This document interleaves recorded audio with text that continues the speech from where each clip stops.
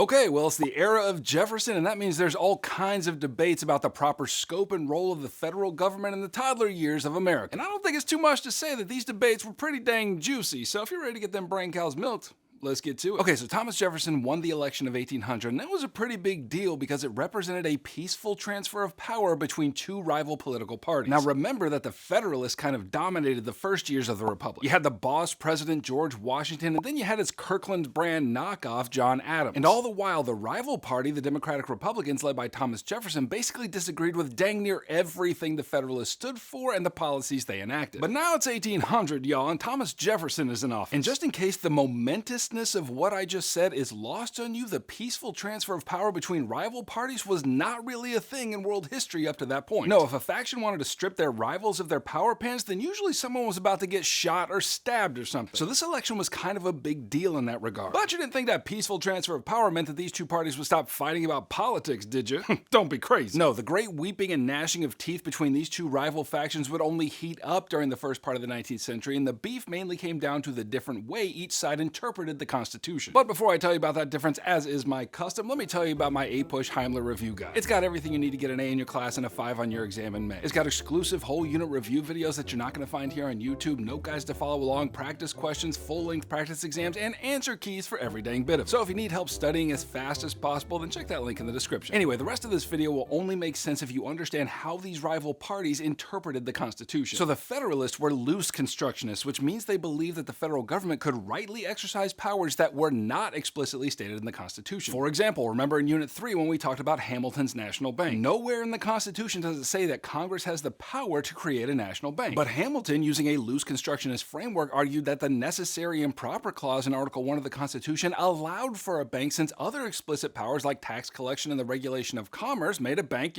necessary and proper. Democratic Republicans, on the other hand, were strict constructionists, which means they believed that the federal government could only exercise power that was explicitly granted by the Constitution. In other words, if it ain't written, they ain't fitting to do anything without constitutional authority. So again, from this perspective, the Constitution says nothing about a national bank, and therefore the federal government is forbidden from creating it. Okay, now that you understand that difference, let's talk about how Jefferson brought his strict constructionist Democratic Republican principles to bear on the operation of the federal government. And in case you forgot, Democratic Republicans, as a rule, loathed expansion of federal power. They wanted to smack the federal piñata as hard as they could until the power candy fell out and scattered itself among the states. And that belief was built upon a vision of the United States as primarily an agrarian or farm-based nation. And at the heart of that agrarian nation were scores of yeoman farmers who owned their own farms and engaged in small-scale agriculture, primarily with family labor. So when you hear Jefferson's election called the Revolution of 1800, that's what the revolution looked like in old TJ's brain. An agrarian nation and a limited government that served the needs of the common citizen. And to be fair, in some ways Jefferson acted in line with that conviction by repealing the whiskey tax and reducing the debt of the federal government by about half. But here's where I tell you that under Jefferson's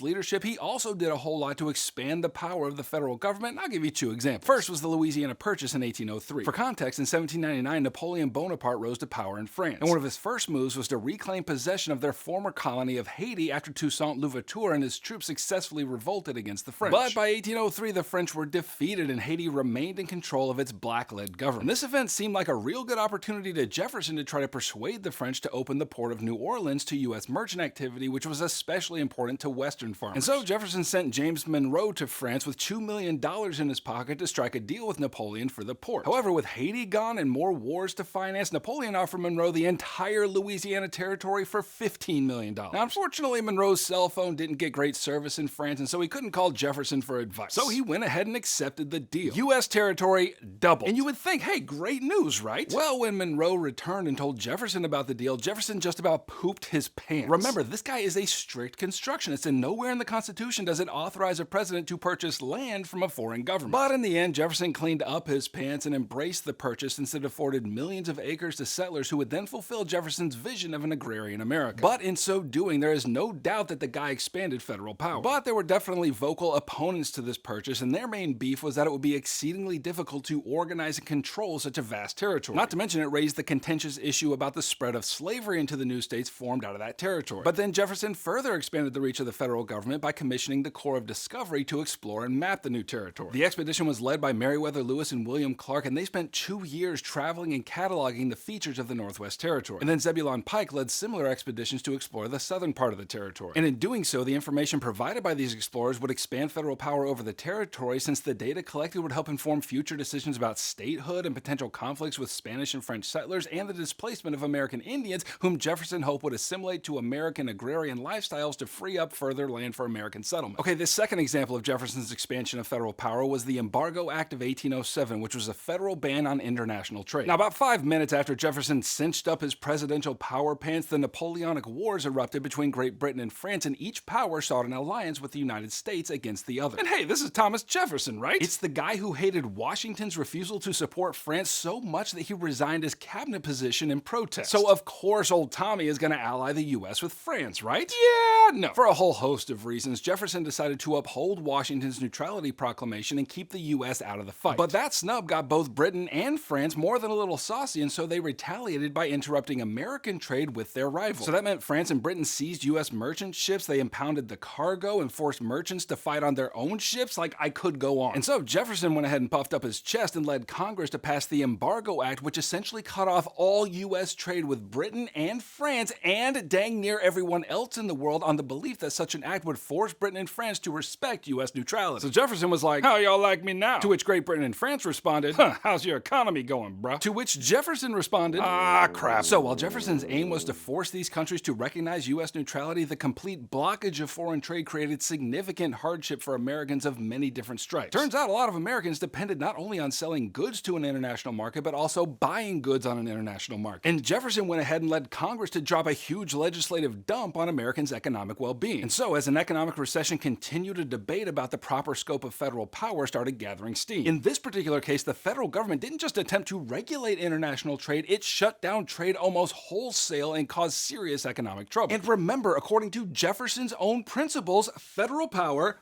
bad. And here he was wielding enormous amounts of federal power to cut off trade with France and Britain, not to mention using federal power to crack down on smugglers who were flouting the law. And worst of all, it was the United States that suffered most on account of this policy. Okay, now the final expansion of federal power you need to know during this time is the strengthening of the Supreme Court. And all of this happened under the leadership of a Federalist Chief Justice by the name of John Marshall, whose actions to beef up the power of the Supreme Court led to bitter debates between the two parties. Now recall that the Constitution gave relatively little authoritative instruction on the role and power of the Supreme Court. But by means of several important decisions, the Supreme Court gained power during this period and claimed a co-equal place with the other two branches of government, and I'll mention two of those cases. First was Marbury v. Madison in 1803, and here's the quick background. So one of John Adams's final acts as president was to stuff the federal courts with Federalist judges, an act that became known as Adams's Midnight Appointment. And since federal judges served for life, the Jefferson administration interpreted the appointments as a way for Federalists to frustrate the future plans and policies of the Democratic Republicans. Therefore, Jefferson's Secretary of State, James Madison, solved this problem by not delivering the commissions to several judges. So in response, some of those judges sued Madison to get their commissions, and the case came before the Supreme Court. And in his written decision, John Marshall did something exceedingly momentous. First, he said that the court had no power to compel Madison to deliver the commissions. Okay, that's not a huge deal. But second, Marshall asserted that it was the Supreme Court's role to be the final interpreter of the Constitution, a power known as judicial review.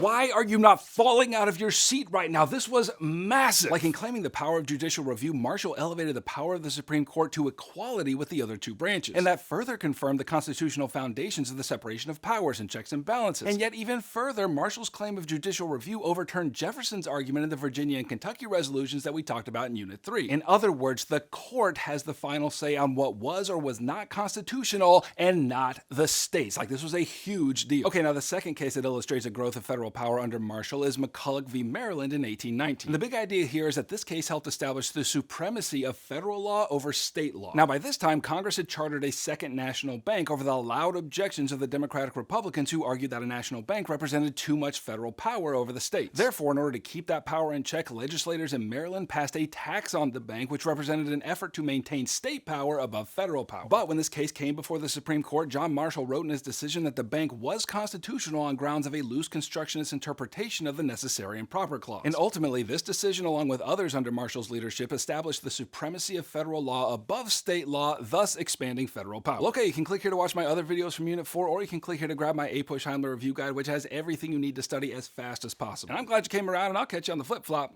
Heimler out.